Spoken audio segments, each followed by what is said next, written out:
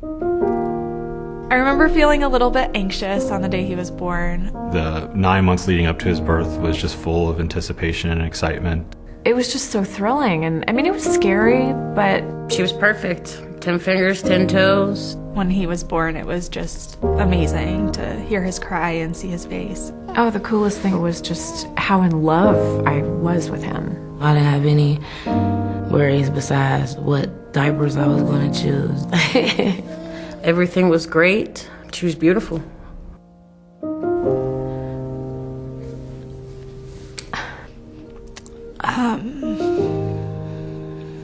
When we found Charlie, we knew something was wrong. I went to work that day and everything was fine. I expected to come home and everything be fine.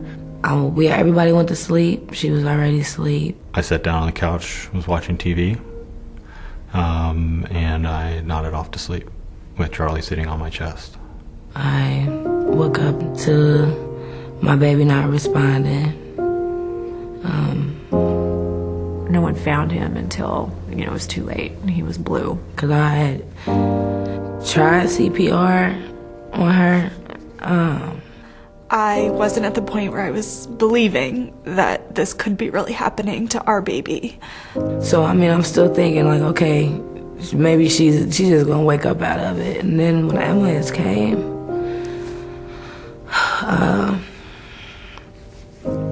I learned that it was a co-bedding accident where her father fell asleep with her on the couch and she was accidentally smothered.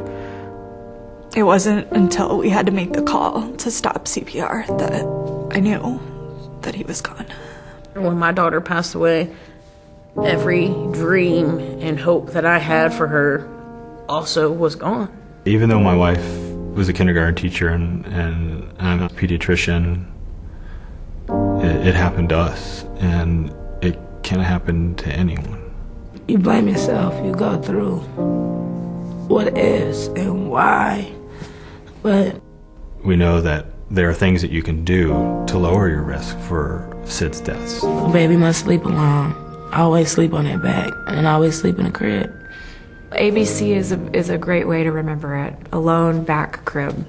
A stands for alone. The baby needs to be in their crib without bumpers and blankets and stuffed animals. Yeah, a lot of parents say that I've had, 3 children already. They've slept in bed with me. This was really beneficial for mom bonding to baby. But the evidence suggests that it's not safe.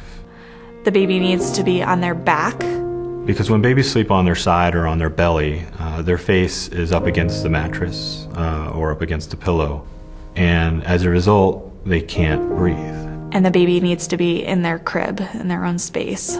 If you can't afford a crib, then just dial 211 or get a hold of Cradle Cincinnati because they can provide you with a free crib.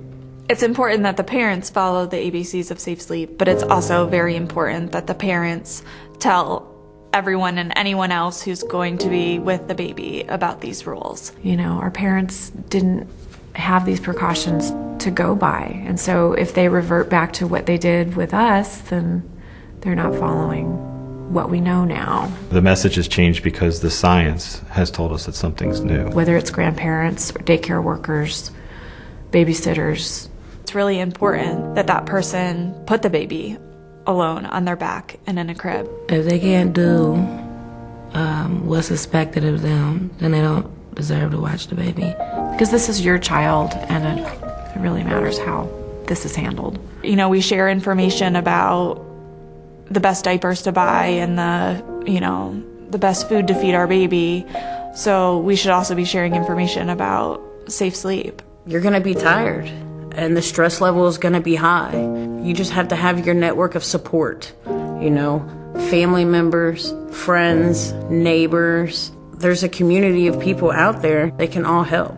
But I don't want to scare anybody. I just want them to let people know it's very real. Who wouldn't want to do something simple to save their baby's life?